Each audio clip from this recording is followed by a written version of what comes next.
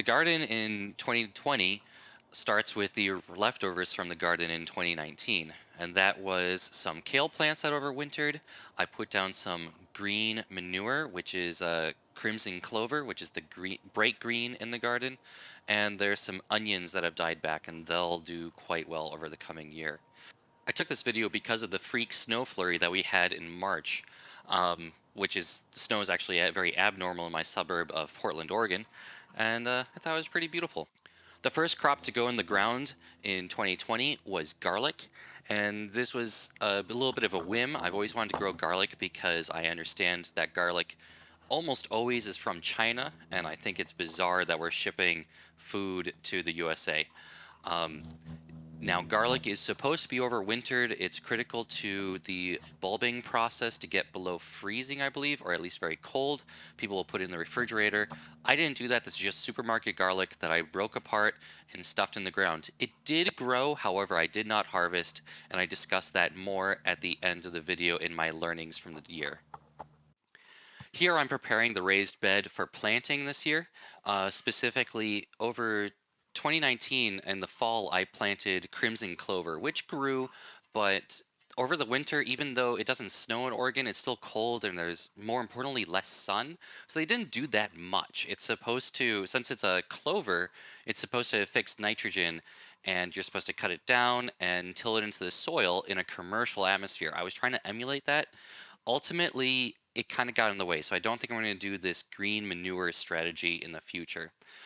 The other aspect of preparing the beds that I'm doing beyond cutting down the clover is ripping out the old plants. The kale, it could actually continue growing, but I'd rather start with fresh and get some tasty new leaves, and just kind of dragging my rake across in lines, and that's going to be used for seeding things like carrots. The small seeds will just drop into those lines of like little trenches.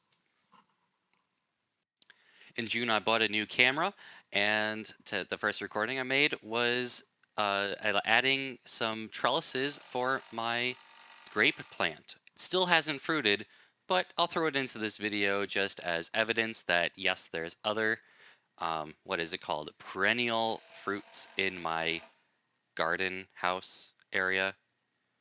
There's also an apple tree that won't fruit either, so lovely. Here we are in June, just had a lot of rain. The announcement of COVID, I went crazy planting potatoes. Now it looks like it's getting eaten a bit, but the whole collection looks like it's surviving. These are kind of a lost cause, I expected, because they're so shaded, nothing ever grows in that corner. The kale is coming along quite nicely. I'm always wary to harvest my kale because I expect it to just do awesome in the winter. But eat it now, eat it later, just plant more kale. I don't know what this weed is.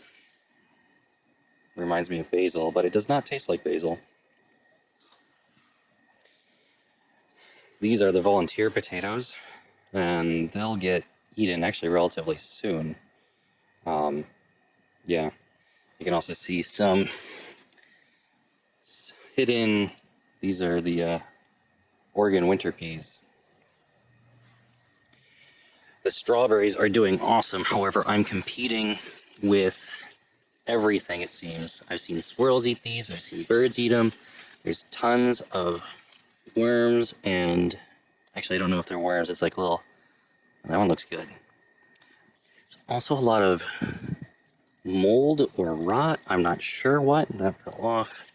Like this. I imagine that is a moldy strawberry. Come on, focus. I don't recognize it. And there's one of those worms that I don't fully know the name of. Come on. It's crawling out. Oh, bugger. Now, in my no-till garden, everything is growing. So typically I get a seed pack and I throw a little bit over here, and I throw a little bit over there. These are carrots that I forgot to harvest last year that are going to seed, and actually providing lovely trellising for my Oregon winter peas.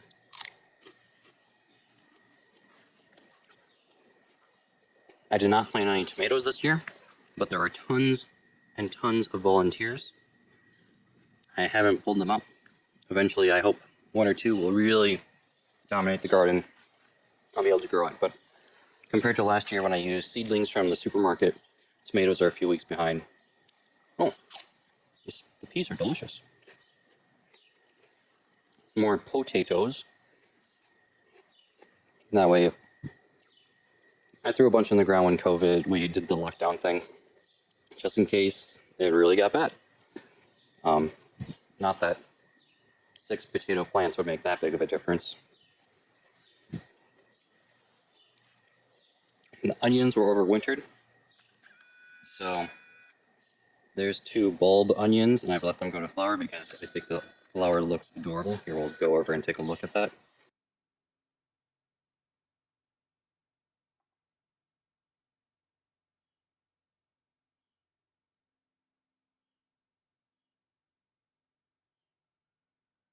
It's time to harvest some potatoes. Oops. Unfortunately, these are incredibly toxic, as delicious as they look, or adorable. They're not ripe. I assume they get squishy when they're ripe. I don't know. So I had a potato growing through the wall, and I think that should be the first to be harvested.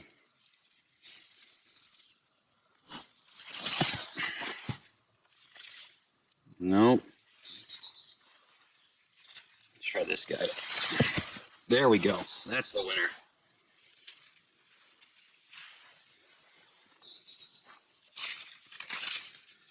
Wow.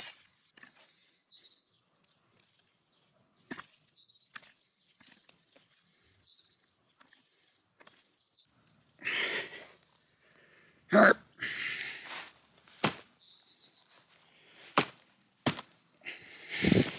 There we go. And there's a sister potato.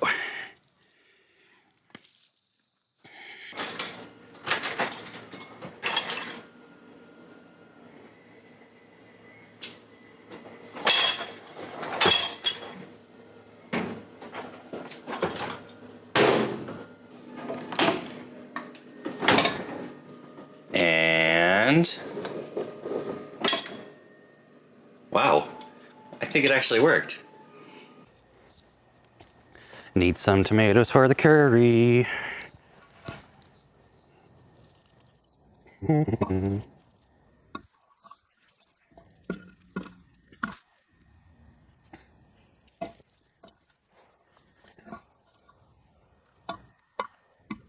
That's cool.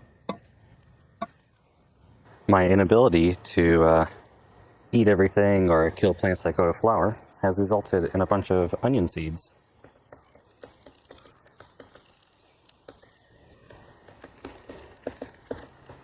Okay, this is taking too long. I need 2 hands.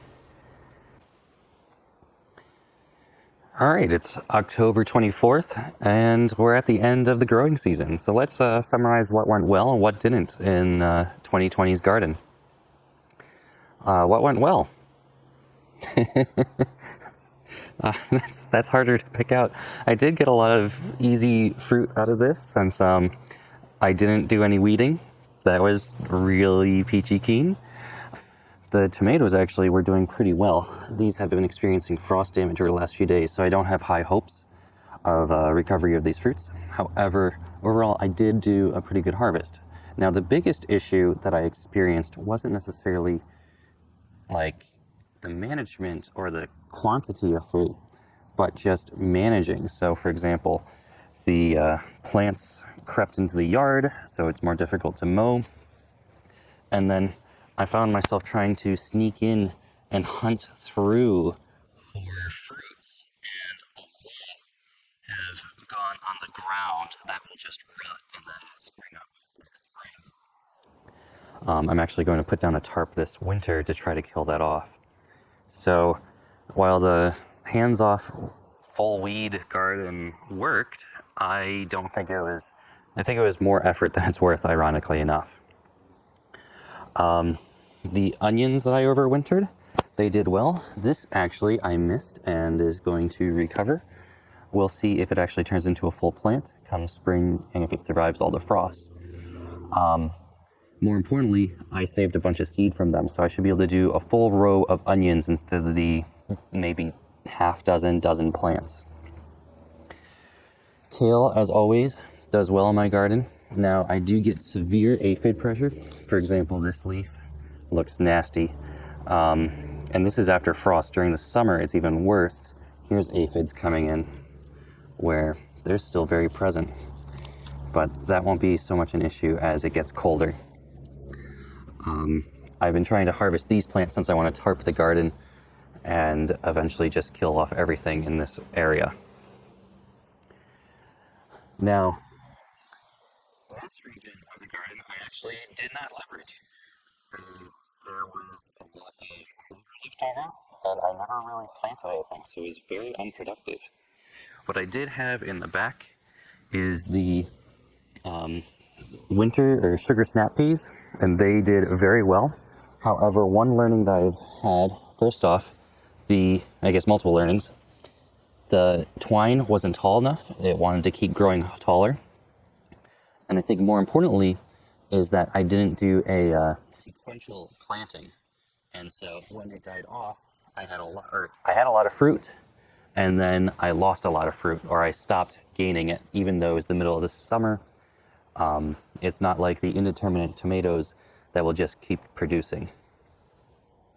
My carrots were a minor success this year. For example, here is a guy in the ground that is massive, and I probably won't be able to pull it out. But I'll harvest those since I want to tarp. Normally I leave them in the ground for storage. The biggest issue is that I didn't do a successful row. There's carrots, 1, 2, 3, 4, 5. I've probably gotten 24 carrots out of this. So I just did not have the germination or success that I normally experience when I do a more dedicated and weed-free garden. So I think I've created a lot of work for myself with this hands-off approach. Now, in regards to my terrace, I guess, that came with the house, this was largely successful. I learned that strawberries, they are good ground cover, and they will take care of themselves. One learning that I had, since this is kind of a loose soil, and strawberries have such a shallow root system, it's a ground climbing rhizomal spread. I had some potatoes right on the wall, and so I could actually dig underneath. Like, for example, this is a living strawberry plant, and this is a leftover potato. Oh, I guess I missed one. But the point is that the potatoes can bury underneath and the strawberries can live above, and so even when you harvest, you're not necessarily killing all the strawberries off. And by putting the potatoes on the edge of this wall, you can drape the vines down and gain the solar exposure, although the strawberries have taken the initiative to climb over the walls themselves. Otherwise, I always put the extra seeds in this area whenever I was doing a seed packet and had leftovers. There was a few potato plants that did very well. The kale obviously is doing well, although I also have aphid pressure, and this region did not get watered, and so these plants are very much struggling. Now, the other thing that I don't know if this is a success or not is this garlic that's coming up. So I put the garlic in like in March, which is very late for garlic. And the idea, well, I never harvest any of it. And can I pull up any? See what it looks like. Come on. Oh, it's not too bad at all. So this I don't have experience growing garlic. So one, this did bulb up over the course of the summer, which is interesting. I can actually eat this. This is awesome. I'll take this inside. However, I don't know if this is ideal for the spring. My understanding is that you want to put garlic in the ground around the first frost, and so it bulbs up. But here we've got these intense shoots, and we just had the first frost last week. So I think it's a little early. This will be the only garlic that I harvest, and I will actually plant more garlic. I bought a clove from the supermarket, so I'll break this apart and plant a back row of garlic. So it's semi-divided. The front row will be the garlic that survived over the summer, and you can see all the different clusters of garlic that's coming in now. And then the back will be the more traditional plant a single. This is this is a clove and this is a cluster or single petal of garlic in the back. And we'll see how that turns out come spring. Nothing exciting happening here. I'm just harvesting some carrots before we throw down the tarp for the overwintering. I'll put this in my refrigerator in water, which lasted for about a month, and then they smelled like death. So freeze them if you need to go longer than that.